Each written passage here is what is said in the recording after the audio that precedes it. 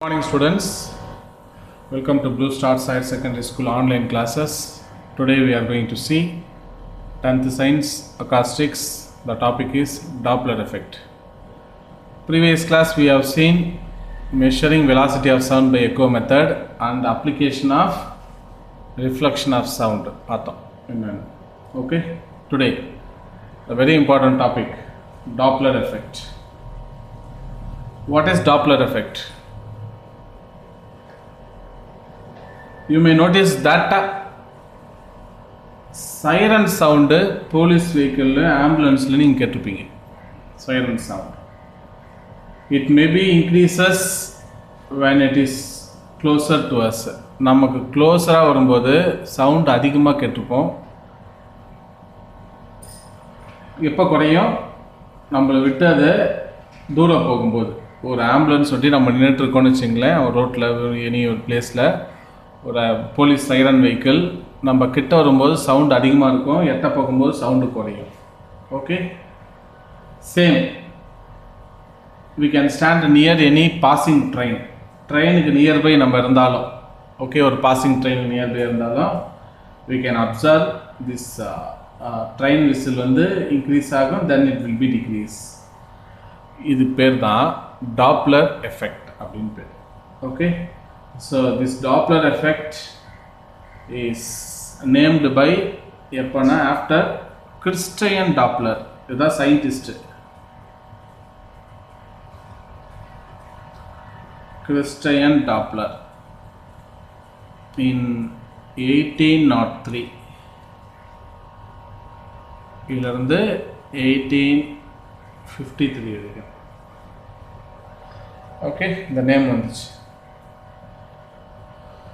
Suppose you can imagine, எப்படி சொல்லலாம்னா, the listener இதோட நியர்லி ஒரு 6 பாயிண்ட்ஸ் இருக்கு. நியர்லி எப்படி சொல்லலாம்னா, the listener move towards or away from the stationary source ன்னு சொல்லலாம்.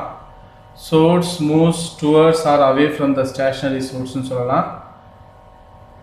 ஓகே, ஸோ இதில் பார்த்தீங்கன்னா, you know about one concept. எப்படின்னா, both source and listener move towards or away from one another அப்படின்னு சொல்லலாம். Next medium moves when both source and listener are at rest. இதே போல் ஒரு 4 முக்கியமான பாயிண்ட் இருக்குது. இதில் இருந்து ஒரு சப்டிவிஷன் பாயிண்ட்ஸ் நிறையா இருக்குது. இந்த டாப்பிக்கை பற்றி நம்ம டீட்டெயிலாக தெரிஞ்சுக்கிது. இந்த topic full detailed concept in 11th standard waves னு ஒரு டாபிக் யூனிட்டில் வால்யூம் 2 அதில் டீட்டெயில்டாக இந்த டாபிக்ஸ் கொடுத்துருக்காங்க. நவ் உங்களுக்கு இந்த டாபிக்ஸ் பார்த்தீங்கன்னா ஒரு சின்ன டாபிக், கான்செப்ட் மட்டும் டீட்டெயிலாக தெரிஞ்சுக்கிட்டா போதும். So we don't want to derive the derivations. Okay, derivations பண்ணணும்னு அவசியம் இல்லை. You understand the concepts. Okay, Doppler effect பற்றி கான்செப்ட் மட்டும் நீங்கள் நல்லா டீட்டெயிலாக தெரிஞ்சுக்கிட்டா போதும். அண்டர்ஸ்டாண்ட்? ரைட். ஃபர்ஸ்ட், டாப்ளர் எஃபெக்ட்னா உங்களுக்கு புரிஞ்சிருக்கும். ஓகே, ஒரு சைரன் சவுண்டு ஆம்புலன்ஸோ இல்லை போலீஸ் வெஹிக்கிளோ நியர்பை வரும்போது இன்க்ரீஸ் ஆகும், எட்ட போகும்போது டிக்ரீஸ் ஆகும். ஓகே, இதுதான் வந்து very important for Doppler effect. So இதில் we know about that the frequency of sound as received by the listener வந்து டிஃப்ரெண்ட்டாக இருக்கும். frequency of sound கிட்ட வரும்போது frequency of sound எப்படி இருக்கும்? அதிகமாக இருக்கும். எட்ட போகும்போது எப்படி இருக்கும்? frequency of sound கம்மியாக இருக்கும். அப்படின்னா டிஃப்ரெண்ட்டாக இருக்கு இல்லையா? ஸோ இது எப்படி சொல்லலான்னு பாருங்கள். ஸோ டாப்ளர் அப்சார்ப்டு எப்படி அப்சர்வ் பண்ணணும்னா, தி frequency of sound as received. Okay, frequency sound ஆம்புலன்ஸ்லேருந்து ஒரு சவுண்ட் இல்லைன்னா siren, police siren received by a listener. லிசனர்னா நீங்கள் இல்லைனா நான், யாருன்னாலும் சொல்லலாம். Listener is different. கிட்ட இருக்கும்போது சவுண்ட் அதிகமாக கேட்கும், எட்ட போகும்போது குறையும் இல்லையா, is different. From the original frequency produced by the source.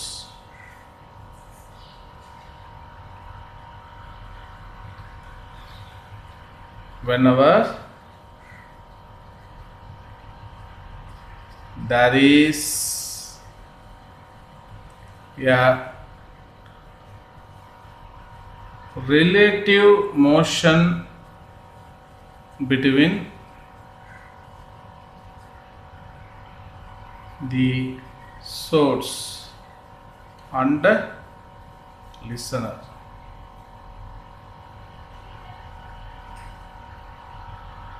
Okay, there is some relative motion between source and listener. This is known as Doppler effect.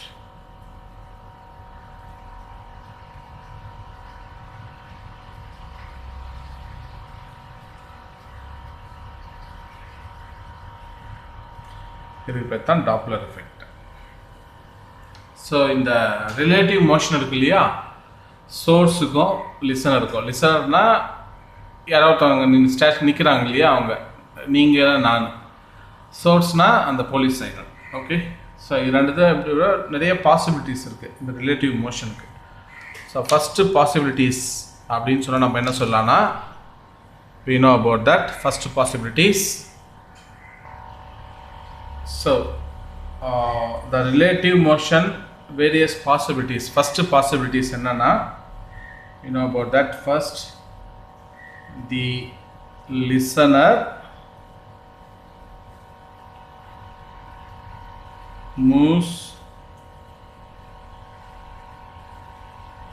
towards or away from the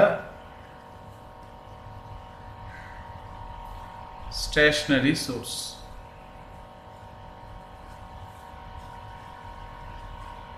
அப்படின்னா என்ன அர்த்தம்? listener moves towards or away from the stationary source. ஒரு listener இருக்காரு, stationery source அப்படின்னா அர்த்தம் அந்த police siren வெஹிக்கிளோ இல்லை ஆம்புலன்ஸோ ஸ்டேஷ்னரியாக ஒரு இடத்துல நிற்குதுன்னு அர்த்தம். ரைட்டாக நின்றுக்கிட்டே சவுண்டு கொடுத்துட்டே இருக்குது அந்த வண்டி. ஸோ லிசனர் இருக்கார் இல்லையா, இப்போ நீங்கள் இல்லை நான் லிசனர், நம்ம என்ன பண்ணுறோன்னா அந்த வெஹிக்கிளை நோக்கி போகிறோம், டுவர்ட்ஸ் வெஹிக்கிள். ஓகே, அது ஒரு கண்டிஷன். அடுத்தது அவே ஃப்ரம் த வெஹிக்கிள், அந்த வெஹிக்கிள் வச்சு தள்ளி போகிறோம். ஸோ லிசன் இன்க்ரீஸ் பண்ணி, இதான் ஒரு வெஹிக்கிள்னு வச்சுங்க, இதுலேருந்து சவுண்டு ப்ரொடியூஸ் ஆகிட்டே இருக்குது. இதான் ஆம்புலன்ஸ் இல்லைன்னா போலீஸ் சைரன்.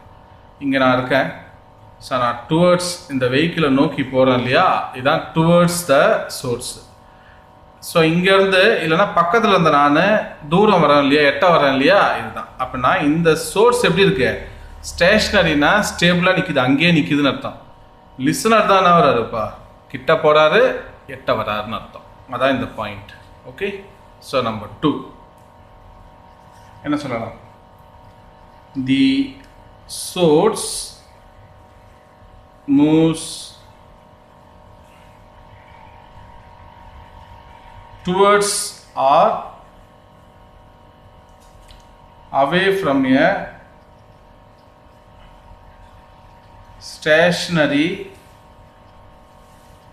listener.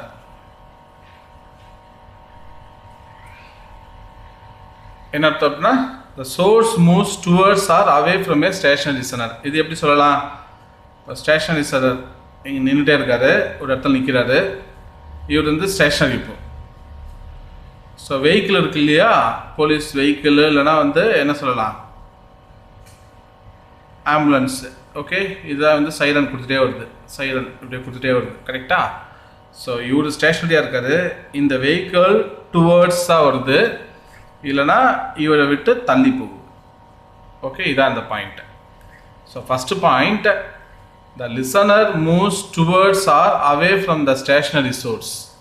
சோர்ஸு ஸ்டேஷ்னரியாக இருக்குது, வெஹிக்கிள் வந்து எப்படி இருக்கு, ஸ்டேஷ்னரியாக இருக்குது. தான் வெஹிக்கிள் சைரன் வண்டி ஸ்டேஷ்னரியாக இருக்குது. இவர் லிசனர் என்ன ஆகுறாரு, கிட்ட போகிறாரு எட்ட வராரு.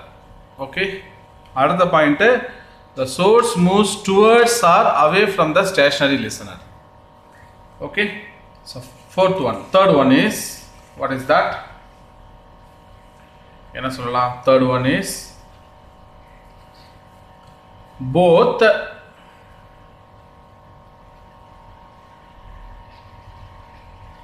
source and listener move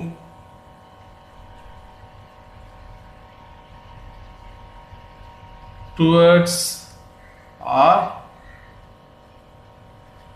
away from each other.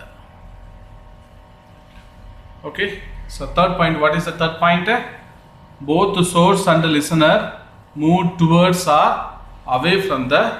away from each other. எப்படி சொல்லலாம் இதை? See, this is listener ஆகுது. listener இந்த இடத்துல ஒரு சைரன் வெஹிக்கிள். ஓகே,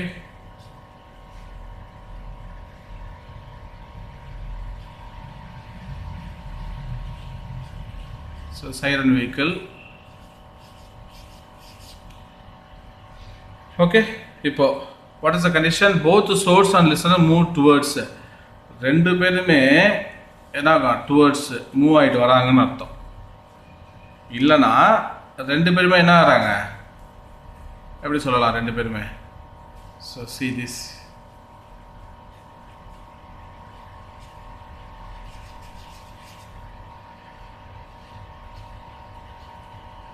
ரெண்டு பேருமே என்னது அவே எட்ட போயிட்டாங்க, இப்படி போகிறாங்கன்னு அர்த்தம். Okay, both source and listener move towards or away from each other. ரெண்டு பேருமே ஒன்றா மூவ் ஆகிறாங்க, நியர்பை வராங்க, நெருங்கி வராங்கன்னு அர்த்தம். இல்லை ரெண்டு பேருமே தூரம் எட்ட போகிறாங்கன்னு அர்த்தம். அப்படின்னா என்ன அர்த்தம்? ஒரு வெஹிக்கிள் போயிட்டே இருக்குது, ஒரு ஆம்புலன்ஸோ சைரன் வெஹிக்கிளோ, அதை நோக்கி நீங்கள் போகிறீங்க, அதுவும் வந்துகிட்டே இருக்குன்னு அர்த்தம். இது இந்த பக்கம் போகுது, நீங்கள் இந்த பக்கம் போகிறீங்க, அதான் அர்த்தம். ஸோ இது third point. So fourth one is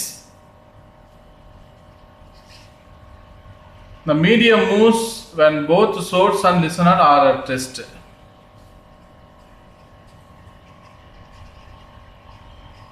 The medium moves when both source and listener are at rest. என்ன அர்த்தம்? ரெண்டுமே ரெஸ்ட்டில் இருக்குன்னு அர்த்தம். போலீஸ் வெஹிக்கிளும் சரி, அந்த சைரன் வண்டியும் சரி, லிசனரும் சரி, ரெண்டுமே ரெஸ்ட்லேயே இருக்காங்க, ரெண்டு பேருமே ஸ்டேஷ்னரியாக இருக்காங்க அப்படின்னு அர்த்தம். அப்போங்கிற கண்டிஷன் இதான்ப்பா 4 கண்டிஷன். ஸோ 4 ரிலேட்டிவ் மோஷனை பேஸ் பண்ணி 4 பாசிபிலிட்டிஸ். என்னென்ன 4 possibilities? Listener move towards or away from the stationary source, அது ஒரு கண்டிஷன். அடுத்தது, the source move towards or away from a stationary listener. Third வந்து both source and listener move towards or away from each other. Fourth one is the medium moves when both source and listener are at rest. இந்த 4 point முக்கியமான point. இதை base பண்ணி தான் நம்ம என்ன பார்க்க போகிறோம், இந்த டாப்பிக்கே கொஞ்சம் பார்க்க போகிறோம். Okay, now we can write definition of Doppler effect.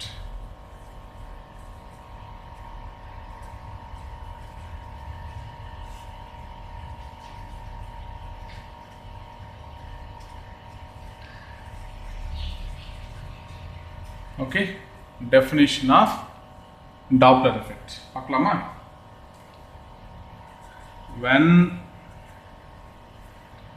whenever there is a relative motion between source and a listener, the frequency of sound heard by the listener is different from the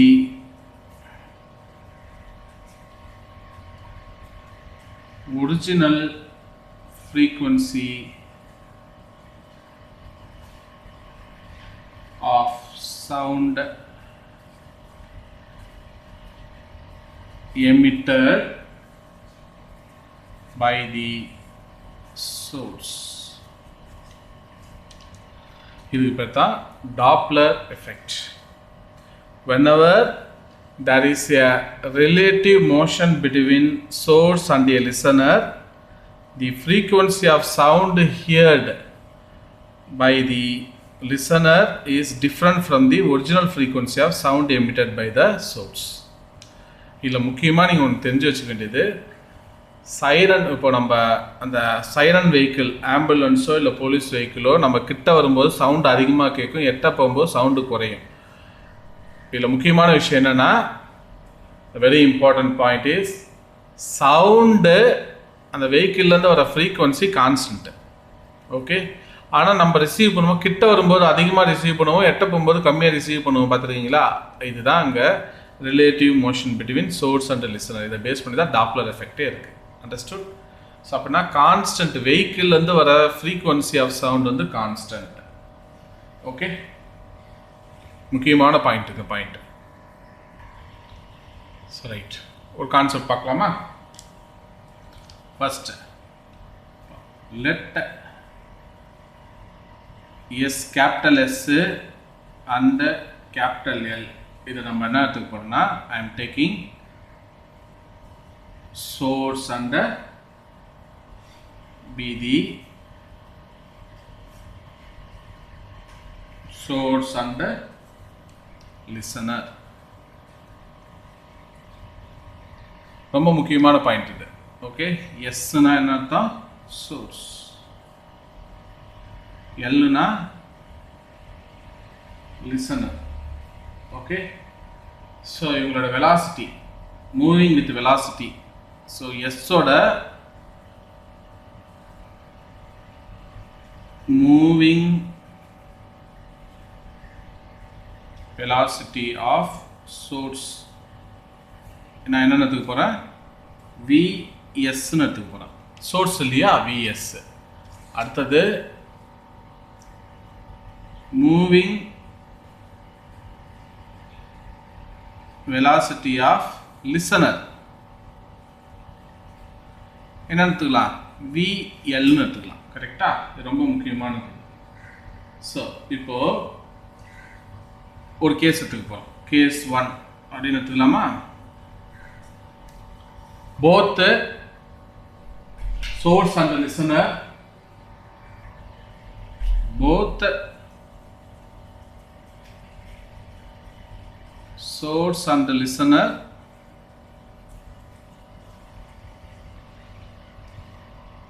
moving towards each other.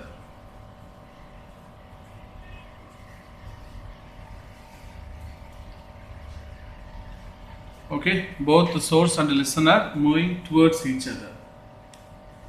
So if every other, you know about that, the distance between them decreases. இப்போ both the source and the listener moving towards each other அப்படின்னா என்ன ஆகும்? distance வந்து decrease ஆகும். Okay, imagine, just imagine, இது எப்படி சொல்லலாம்னா, see this is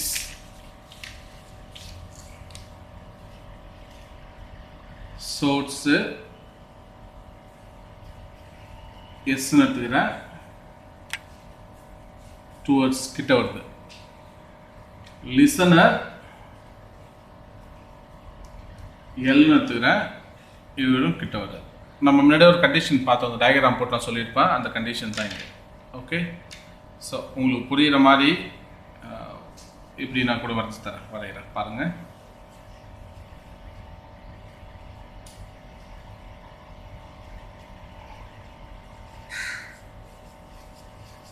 இது source.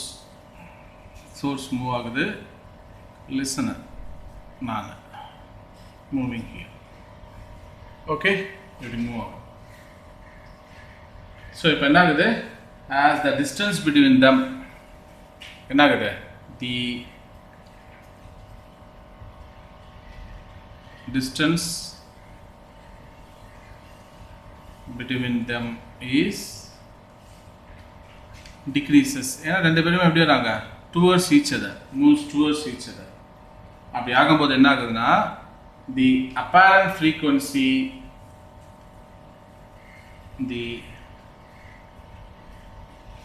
apparent frequency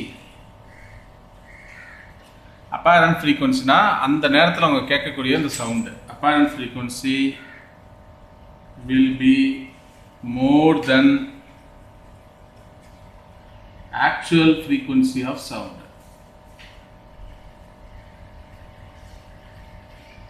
Actual source frequency. இந்த பாயிண்ட் என்னன்னு புரியுதா உங்களுக்கு?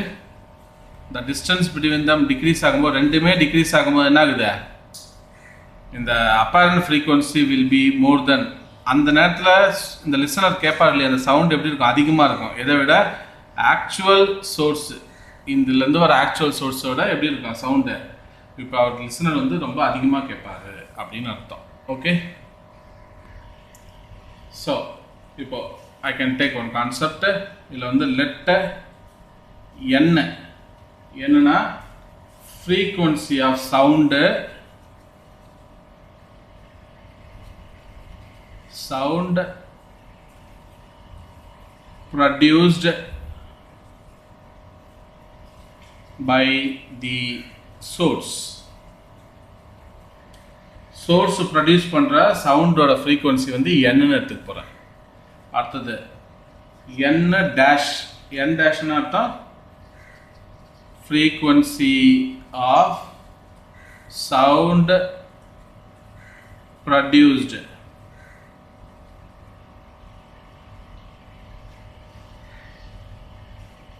Frequency of sound, observed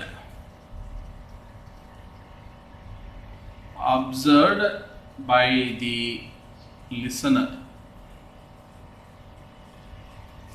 So what is n? Frequency of sound produced by the source. n dash na frequency of sound observed by the listener. Okay, so இதிலிருந்து we can write apparent frequency எப்படி எல்லாம் சொல்லுங்க. therefore இதிலிருந்து the apparent frequency எப்படி சொல்லலாம், n dash என்னன்னா இது formula வர ஞாபகம் வச்சுங்க, v plus vl divided by v minus vs into n. Okay, இதில் முக்கியமானது எப்படி எல்லாம் பாருங்கள் என்னது. ஸோ ஐ கேன் ரைட் இதோட நொட்டேஷன் ஃபஸ்ட்டு, இந்த ஃபார்முலாவோட நொட்டேஷன் நம்ம தெரிஞ்சு வச்சுக்கணும். அது தெரிஞ்சிச்சுனா தான் நமக்கு எப்படி இருக்கும், ஈஸியாக இருக்கும். எப்படி நேரலாமா, ஃபஸ்ட்டு இப்போ சொல்லலாமா, இல்லை வேர், இது உங்களோட அண்டர்ஸ்டாண்டிங் பர்பஸ்ஸு. வேர் என் டேஷ்னா அர்த்தம் apparent frequency.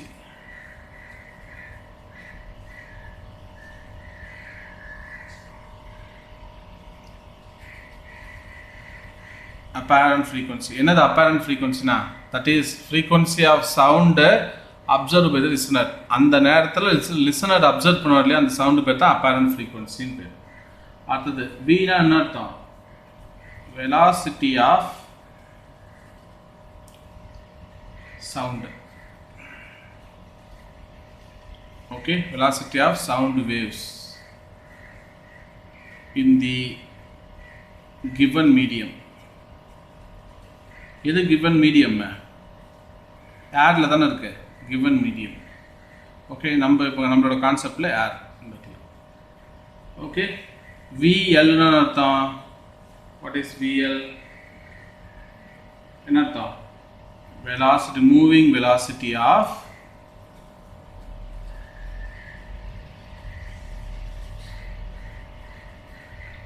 of the listener. What is Vs?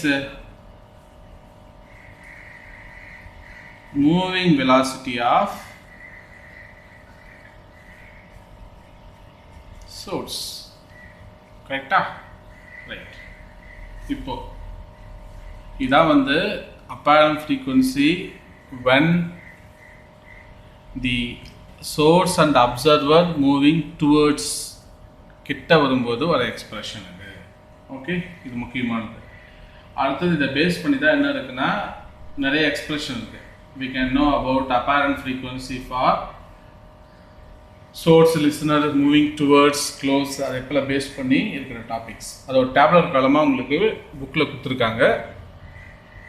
Okay, ரொம்ப ஈஸியாக இருக்கும். அது ஞாபகம் ஒன்ஸ் கான்செப்ட் ஞாபகம் வச்சுக்கோங்க. இதோட full detailed topic we are going to learn in 11th standard physics volume 2ல waves note unit இருக்குது, 11th யூனிட். அதில் நம்ம இதை பற்றி டீட்டெயில்டாக பார்ப்போம் இந்த unit. Okay, main. So first நம்ம என்ன டாபிக் பார்த்தோம்? டாப்ளர் எஃபெக்ட் அப்படின்னு என்னன்னு பார்த்தோம். Just revise it. What is Doppler effect? சிம்பிளாக கான்செப்ட் ஞாபகம் வச்சுங்க. டாப்ளர் எஃபெக்ட்னா ஒரு போலீஸ் சைரன் வெஹிக்கிளோ ஆம்புலன்ஸ் வெஹிக்கிளோ நம்ம கிட்ட வரும்போது நமக்கு சவுண்டு ரொம்ப அதிகமாக கேட்கும், எட்ட போகும்போது சவுண்டு குறையும்.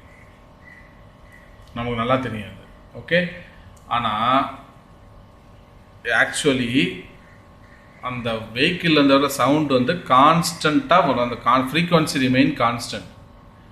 ஓகே, நம்ம கிட்ட வரும்போது நமக்கு சவுண்டு அதிகமாக கேட்குது, தூரம் போகும்போது நமக்கு சவுண்டு கம்மியாக கேட்கறதுக்கு பேர் தான் வந்து நம்ம என்ன சொல்லுவோம்னா அதான் இந்த relative motion.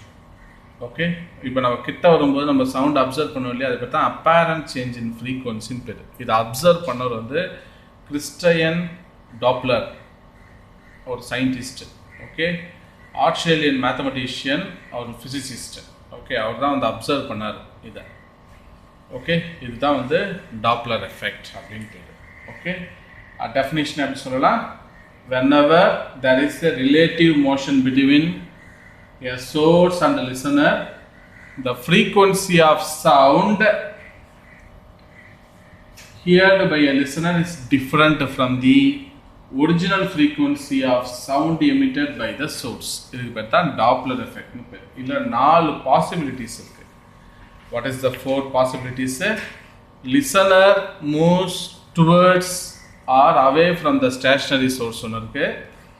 Source moves towards or away from the stationary listener ஒன்று இருக்கு. Both source-உம் listener-உம் என்னது to move towards or away from each other இருக்கு. நெக்ஸ்ட் பார்த்தீங்கன்னா the medium moves when both source and listener are at rest அப்படின்னு இருக்கு. Okay, இதான் வந்து concept. So today பார்த்தது வந்து concept, basic concept of Doppler effect. உங்களுக்கு அசைன்மெண்ட்டு இந்த பார்ட்டை அப்படியே கொடுத்துறேன் அசைன்மெண்ட்டாக. Only 1 question. ஓகே, டெஃபினிஷன் ஒரு கொஷின்னு. நெக்ஸ்ட் வந்து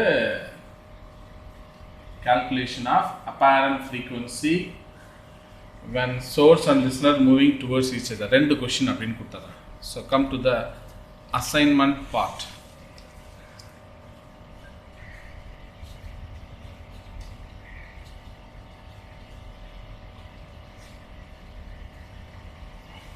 Define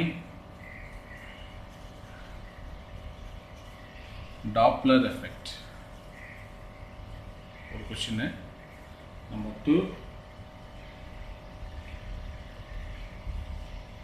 explain